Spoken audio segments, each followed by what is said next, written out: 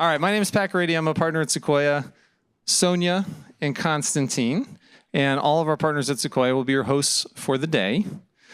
Now, before we get into the real meat of the day, me and Sonia and Constantine are going to just share a few perspectives on some of the things that we've learned over the last year or so. And we're painfully aware that we're the appetizer, not the entree. I got an email from one of the founders that I work with yesterday who said, oh, hey, man, I'm going to be a little bit late to this thing. I'll probably show up at like 9:35. I was like, well, that's oddly specific. That's exactly when Jensen comes on. And so look, we get it, but we're going to share a couple thoughts and then we'll get into the real stuff, all right? First off, some calibration. What do we think is going on in the world of AI? Simple framework that we use to look at markets. What is it? The Don Valentine question, so what? Why does it matter? Why now? It may be inevitable, but is it imminent? And then finally, what now? What do we do? How do we take advantage of this? How do we play to win? And we've talked about each of these in years past, but we're going to update some of our thinking over the next couple of minutes here. And I gotta be honest with you, I had a real banger on the what, but Constantine delicately suggested that telling a room full of AI people what AI is, not a great idea. So we're actually going to jump straight to the so what. Okay, just for fun, who remembers this slide from last year? All right, thank you, wonderful. Top row, cloud transition. Bottom row, AI transition. Left side of the page, yesterday. Middle of the page, today. Right side of the page, tomorrow. What does it say?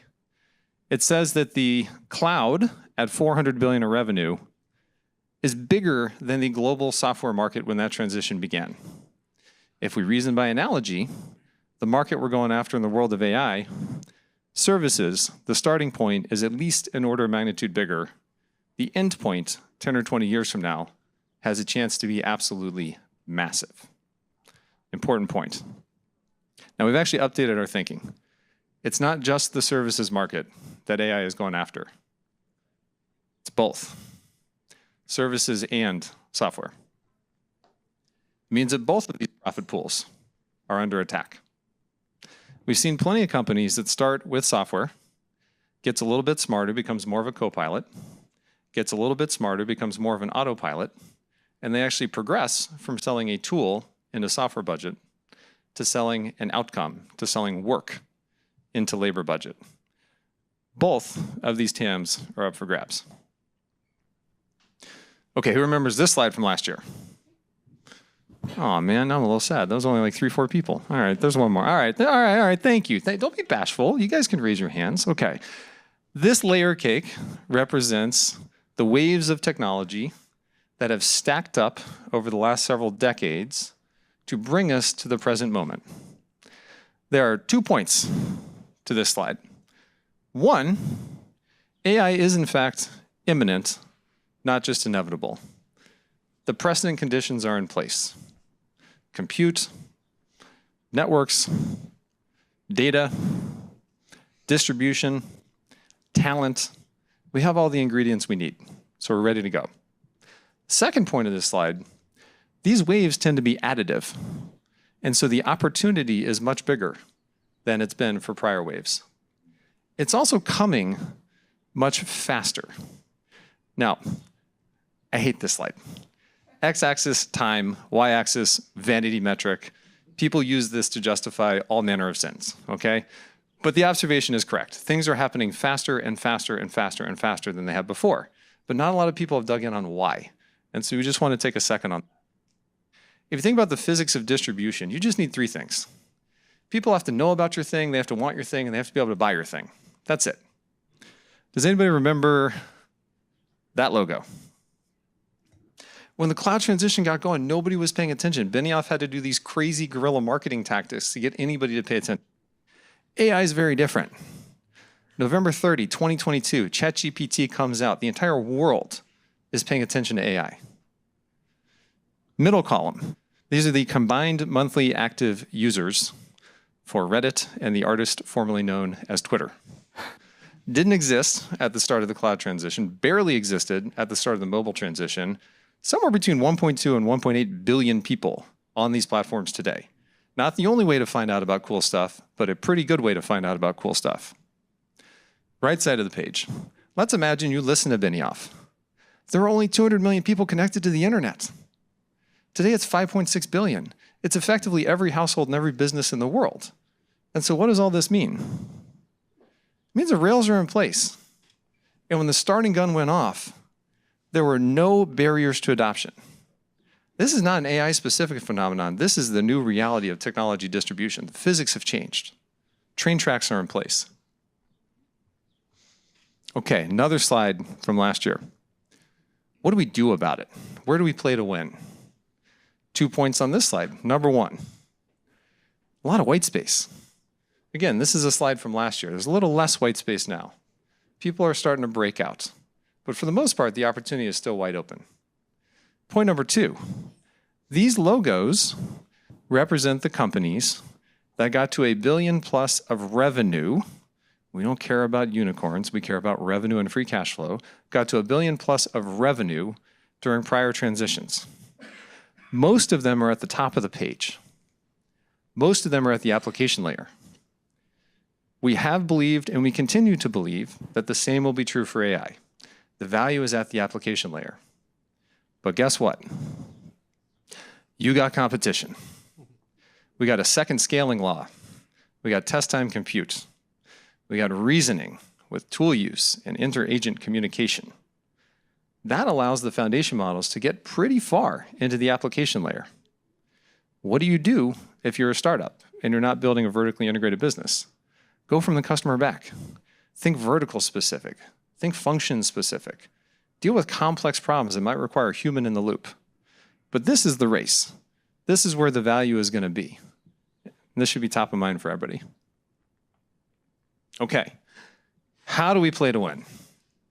All right, come on, you guys can laugh. This is a good one. All right, how do we play to win? Well, we showed this last year, so I'll presume you're not laughing because you saw it last year. So 95% of building a company in AI is just building the company. It's the same old stuff. Solve an important problem in a unique and compelling way, get great people to follow you, all that good stuff. The other 5% is AI specific. And in the context of that race for the application layer, there are a few things to consider. This is the Leone merchandising cycle. Our partner, Doug Leone, the GOAT, spent 40 years lovingly crafting this little piece of content. This represents everything you need to take an idea in your brain and turn it into a product in the hand of your customers, okay? That idea has to turn into a product that has to be built by an engineering team, that has to be taken to market and sold and supported. This is the value chain. Bottom of this page is the tech out point of view. Top of this page is the customer back point of view. That's how you can build moats across the entire value chain. Your customer is not sure what they want out of AI. You can have an opinion. You can give them an end-to-end solution that just solves the problem as opposed to throwing a tool over the fence. You can build data flywheels with the usage data of your own product. That's something that nobody else has. You can be of the industry for the industry, kind of like what Open Evidence does for the medical industry. You can speak their language. Harvey sends lawyers in to talk with law firms. And I gotta be honest with you, we wouldn't recommend forward deployed engineers, but you can do it. Tough way to live, but you can do it. You can put a big bear hug around your customers in a way that foundation models probably won't. By the way, we love foundation models too, but we're assuming that most of you are not building foundation models. Most of you are building applications. Okay, I have 2 more slides, then we'll hand it off. So we get asked the question a lot, what do you look for in AI companies? And again, 95% of it is the same stuff that we look for in any company, okay? Here's the 5% that's AI specific. Point number 1, revenue. Vibe revenue can kill you. Everybody loves Vibe revenue. Feels so good. Oh my God, we have so much revenue. Go look at it, okay? Is it tire kicking or are you actually creating durable behavior change? Okay? Oh, I don't have the metrics to do that. Yes, you do. Inspect the adoption, the engagement, the retention. What are people actually doing with your product? And don't delude yourself into thinking you have real revenue when you have Vibe revenue, because it'll bite you, okay? The good vibes piece of this is important too. Actually, real quick, Andrew Reed, are you in here? Vibe check, how are we doing? How's everybody doing? I don't care about you, how's everybody doing? Impeccable. I heard impeccable vibes. Okay, good. You need good vibes with your customers. What does it mean? Your customers have to trust you, and you have to earn that trust. Trust is more important than your product at this point in time, where we are in the cycle. The product will get better. If they trust you to make it better, you're in good shape. If they don't trust you to make it better, you're in bad shape. Point number 2, margins. We don't necessarily care where your gross margin is today. The COGS component of that is probably going to keep going down. Cost per token is down 99% in the last 12 to 18 months. That cost curve is going to continue. Those COGS are going to go down. I know it's stepping up with test time compute and all that, but that's going to go down too. The price component of that, if you are successfully marching from selling a tool to selling an outcome, and you're going up that value chain, and you can capture more of that value, your price point's probably going to go up too. And so your gross margins may not be great today, but you should have a good path to really healthy gross margins over time. And then point number 3, data flywheel. Raise your hand if you got a data flywheel. Okay. What business metric does that data flywheel move? Okay. I see less certainty. I got good news, I got bad news. Good news is, if you can't answer that question, I still love you. The bad news is, your data flywheel is bullshit. Either you don't have a data flywheel, or it just doesn't matter. It needs to tie to a business metric, or it just doesn't matter. And this is really important, because this is one of the best moats that you can build. Last slide. Who can tell me how these two things go together? I'd be really impressed if you can. It's not logical at all. All right. Nature hates a vacuum. We'll get there. Nature hates a vacuum. There is a tremendous sucking sound in the market right now for AI. All of the macroeconomic stuff, tariffs and interest rate, noise, doesn't matter. The rising tide of technology adoption absolutely swamps any of the volatility that you see in the markets. Ignore it, okay? There's a tremendous sucking sound in the market, and if you don't get in front of it, somebody else will, because nature hates a vacuum. And so all the stuff we just said about moats and metrics and whatever notwithstanding, you are in a run like heck business right now. Now is the time to go at maximum velocity all of the time.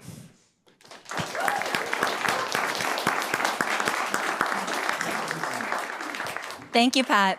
So I'm going to use my section to focus on what's happening with AI right now. And we'll start with a quick year in review, both from the customer back and from the technology out. So first, a year in review.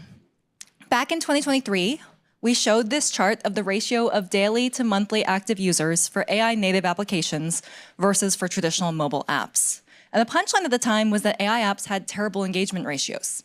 Hype exceeded reality in the data. We're very pleased to report that that punchline has now changed dramatically. It's been stunning to see, for example, the daily to monthly active ratio for ChatGPT climb the curve and now getting close to Reddit levels. I think this is extremely good news. It means that more and more of us are getting value out of AI, and we're all climbing the ladder together on how to weave AI into our daily lives. And sometimes that usage is good and fun. I personally melted an embarrassing number of GPUs trying to Ghiblify everything.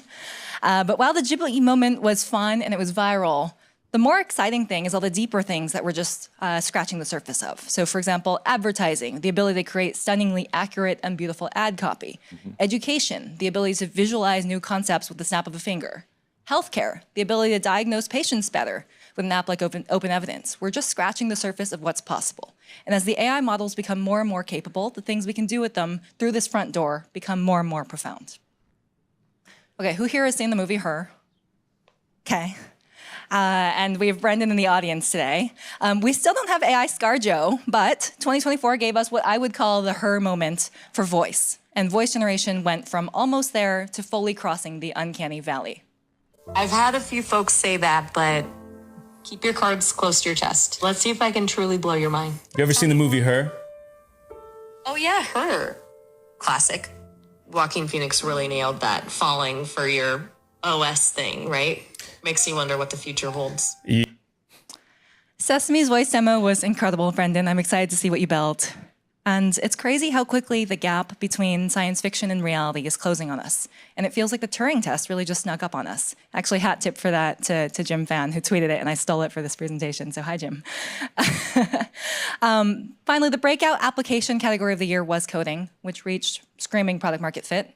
Anthropic's Claude 3.5 Sonnet dropped last fall, triggering a rapid vibe shift in the coding landscape.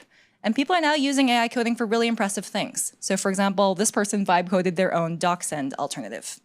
And so whether you're a veteran 10x engineer or somebody who has no idea how to code, we do think that AI is fundamentally changing the accessibility, the speed, and the economics of software creation. From the technology back, the bad news is that pre-training does seem to be slowing down. We've scaled pre-training by 9 or 10 orders of magnitude since the AlexNet days, and that means that a lot of the low-hanging fruit has been picked. The research ecosystem is finding new ways to break through. The most important breakthrough was reasoning from OpenAI. We were lucky enough to have Noam Brown from the Strawberry team give us a preview of what was going to happen with reasoning at AI Ascent last year. And this year, we're happy to have Dan Roberts in the audience, who's going to be giving another talk on what's happening with O3 and reasoning ahead. But it's not just reasoning, it's synthetic data, it's tool use, it's agentic scaffolding. All of these things are combining to create new ways for us to scale intelligence. Anthropic's MCP created strong ecosystem and network effects, and we're also excited to see what that does to accelerate agentic tool use. So all of this, bigger base models, inference time reasoning, tool use, it's all combining to create AI that's capable of increasingly sophisticated tasks. The meter benchmark is one good quantitative measure of this, but I think what's even more powerful is talking to each of you about the types of things that are only possible now because of O3, or Operator, or Deep Research, or Sonnet. And then finally, a lot of the most exciting technology innovation in AI right now is happening at that blurry boundary between research and product. And I think the two breakthrough examples of this over the last year were Deep Research and Notebook LM. And we're excited to have the creators of both of those products in the audience with us today, Riza and Jason from Notebook, who are creating a new company called Hux, and Isa Fulford from OpenAI. Okay. Let's talk about where value will accrue in the AI stack. I remember debating this question with my wonderful partners at Sequoia at the time. I was personally the midwit in the middle of this, this chart, saying like, I don't know about the GPT wrappers. And I remember my partners, Pat in particular, were adamant that the value was going to accrue to the application layer. And I remember thinking like, okay, Pat, sure, good luck with that. But having seen how the last few years have played out, I think you were right, Pat. You belong over here, good job. If you see where value is being created, if you see companies like Harvey and Open Evidence really creating that customer-backed value, we very much believe that the application layer is where the value will ultimately accrue, and that the battleground is intensifying in this layer of the stack, with the foundation models increasingly competing here. Okay, quick aside, the joke's actually on all of us, because the real undisputed king of the stack who was making all the dollars was the GOAT himself, Jensen Huang, who we're excited to hear from shortly. Okay, back to the application layer.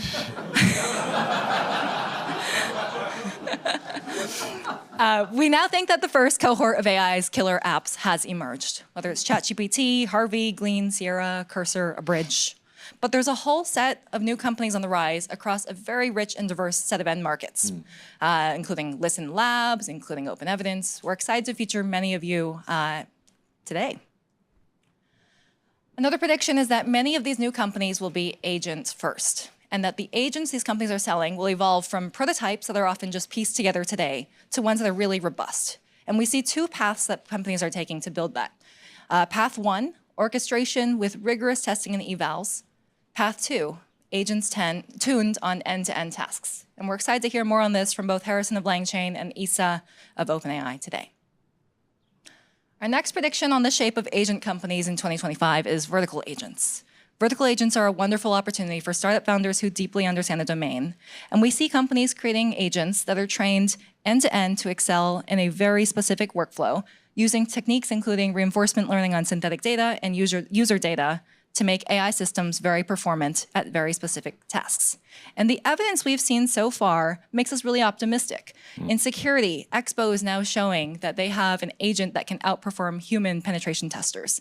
In DevOps, Traversal is showing that they can create an AI troubleshooter that is better than the best human troubleshooters. Same goes in networking with Meter and networking engineers. And so all of these data points, they're early, but they make us very optimistic that vertical agents trying to solve a very specific problem can outperform the best humans today. One final prediction on agents in 2025. We're entering an abundance era. Code, as the first market category to tip, will offer us a preview into what that abundance era actually means. What happens when labor is cheap and plentiful? Are we going to get a bunch of AI slop? And what happens when taste becomes the scarce asset? We're excited to see the continued progress of coding agents and what that does to the technology landscape, but also as a harbinger for how other industries will be changed by AI. I'll turn it over to Konstantin.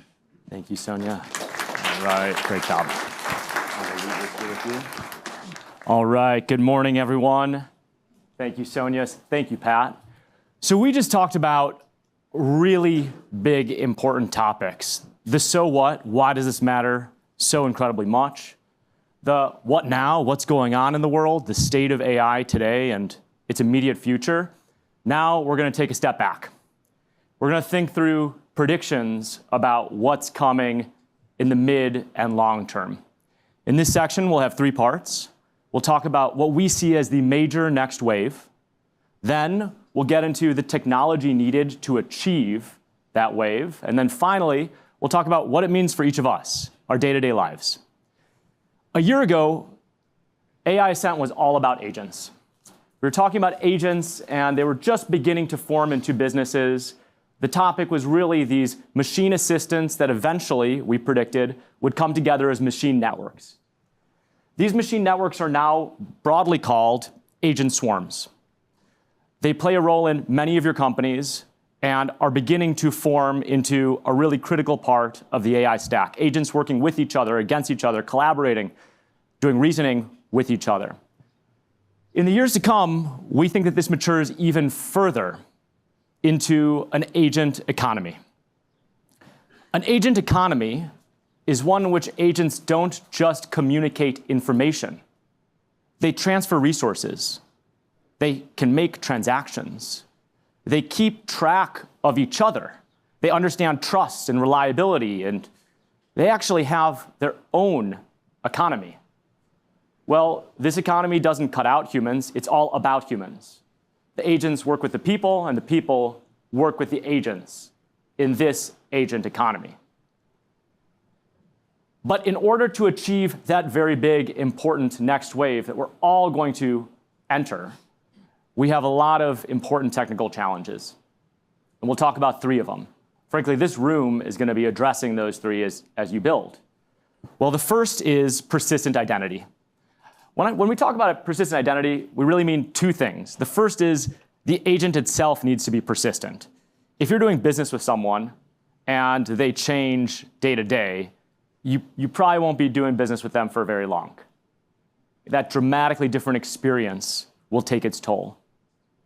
The agent is going to have to be able to persist on its own personality and its own understanding. The second type of persistence is understanding you. Similarly, if you're doing business with a person and they don't remember anything about you, they can hardly remember your name, that's also a big challenge to trust and reliability. Now, we've been trying everything from RAG and vector DBs to really long context windows, but everyone in this room knows that there are still major challenges in true memory and self-learning on that true memory and actually getting the agents to be able to be consistent where it matters and only different in the areas where they should be differing. The second major technology shift is we need to have seamless communication protocols. Now, the great news is everyone seems to be focused on this now. But imagine personal computing without seamless communication protocols. No TCP/IP, no internet. We're just now building that protocol layer.